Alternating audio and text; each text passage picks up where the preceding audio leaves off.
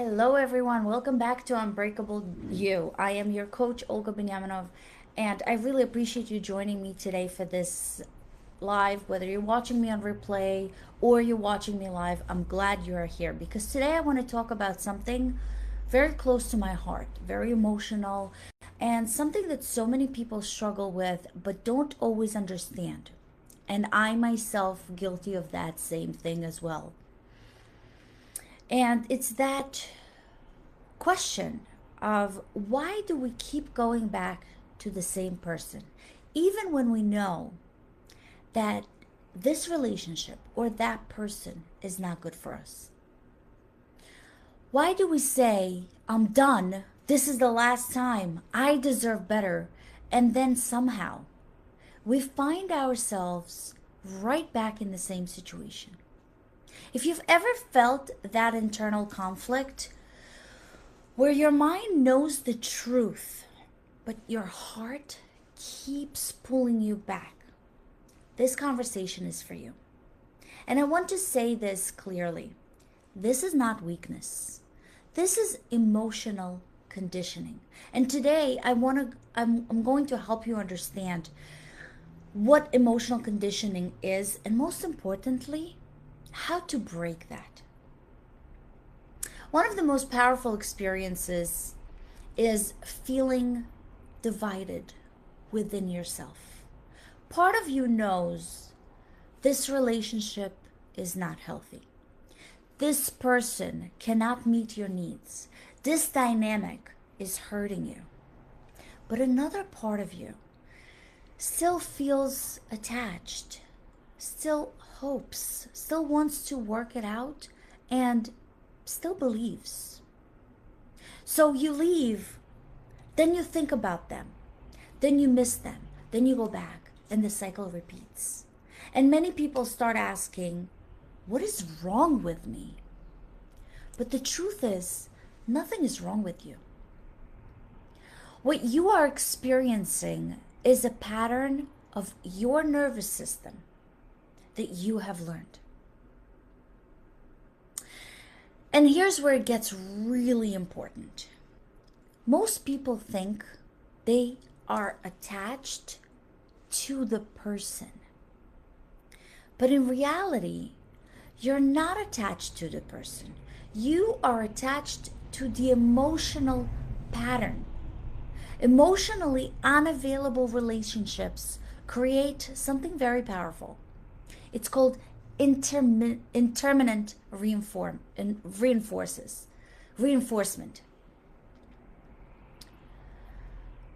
which means sometimes you receive love, attraction, affection, and sometimes you receive distance, silence, and rejection. And this creates emotional high and emotional low to follow. When it's good, it feels amazing. When it's bad, it feels painful. And your brain becomes attached to this cycle of high and low. It is actually the same mechanism behind addiction. Any addiction. You keep hoping for the next good moment. So you stay. Not because it's healthy, but because your nervous system is hooked on this emotional experience. You are not addicted to the person. You are attached to the emotional experience that person creates. Now, another very powerful concept is something that's called trauma bond. This happens when pain and comfort come from the same person. For example, they are the one that hurt you, then they apologize, then they show love, and then they pull away again. This creates confusion in the nervous system, because the same person who causes your pain becomes the one you seek for comfort. And over time, this creates a very deep emotional attachment. You begin associating love with inconsistency, emotional high and low, and even unpredictability. And even when you know that it's not healthy, it becomes so very difficult to leave.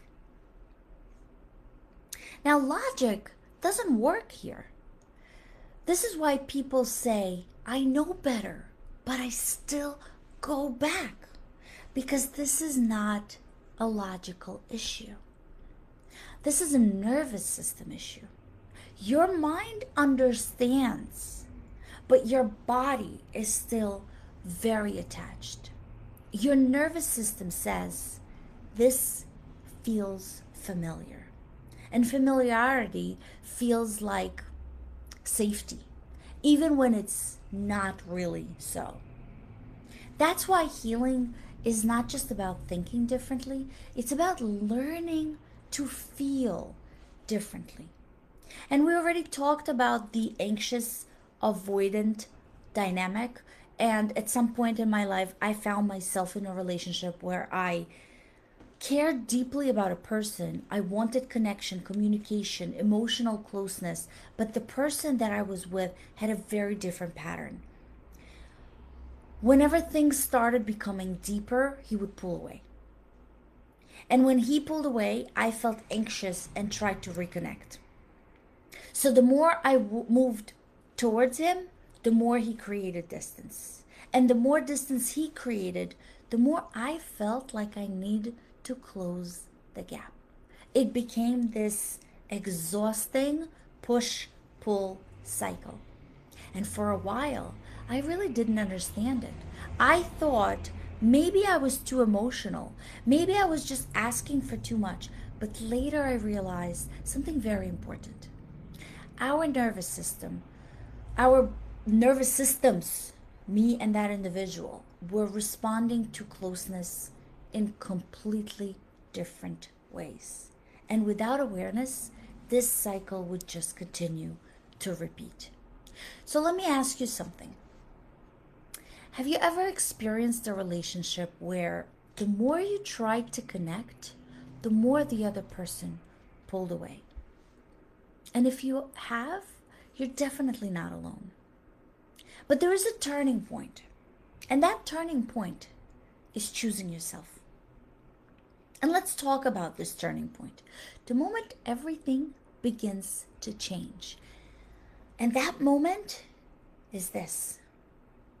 When you finally choose yourself over the pattern. Not when they change. Not when they suddenly become who you hope they would. But when you decide, this is not enough for me anymore. Because as long as you are waiting for someone else to change, you are giving away your power. But when you choose yourself, everything begins to shift. Ask yourself, am I holding on to potential or reality?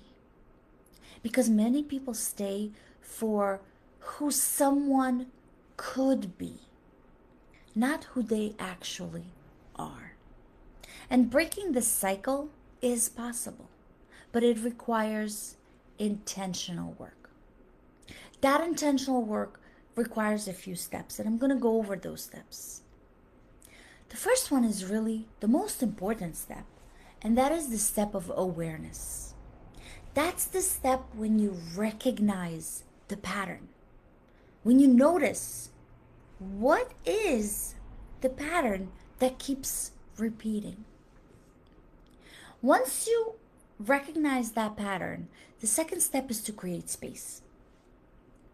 You cannot heal in the same environment that keeps triggering you. So distance create clarity. Distance yourself and regulate your emotions. When the urge to go back comes, pause, breathe, let the feeling pass instead of the reaction of reaching out. And the last step, rebuild self-worth. When you truly value yourself, your standards change. You stop chasing, you stop settling, and you start choosing differently. This is exactly the work I do inside my Unbreakable You coaching program. Many women come to me feeling stuck in these cycles, knowing better, but still feeling pulling back to the same relationship. Been there, done this, totally understand that. But together, we work on healing emotional patterns, we work on rebuilding confidence, and we work on learning how to choose yourself again and becoming emotionally stronger and free. Because healing is really not just about letting go of someone, it's about becoming a version of yourself that no longer accepts what once hurt you. And I want to share something with you before we finish. I remember speaking with a woman who told me, I know this relationship isn't right. I know he can't give me what I need. But every time I try to walk away, I feel like I'm losing something inside that's so important. And I asked her, what do you feel like that you are losing? She paused and then she said, I feel like I'm losing the hope that maybe one day he will finally love me the way I need to be loved. And that is the moment that hits so deep, because what she was holding on to wasn't the actual relationship. She was holding on to the hope that things would change, the hope that he would show up differently, the hope that pain would eventually make sense. And I told her something that I want to share with you all. You are not losing love. You're letting go of a version of love that was never fully there. And that is one of the hardest parts of healing, because letting go of a person is one thing, but letting go of the hope of who they could be, that's much harder. But the moment you release that, you create space for healing, for clarity, and yes, for something better. I want to leave you with this. If you're going through this right now, I want you to know that you are not weak for staying. You are not weak for loving someone deeply, as deep as you do. You are not weak for hoping. But remember this, you are powerful when you decide, I deserve more than this. And the moment you choose yourself is the moment your life begins to change. And that is what becoming unbreakable truly means. And before we finish, ask yourself, where in your life are you choosing the pattern instead of choosing yourself? I hope this is helping you understand where you are. And I hope this is a step forward for becoming the unbreakable you that I know you deserve to be. I'll see you again next week.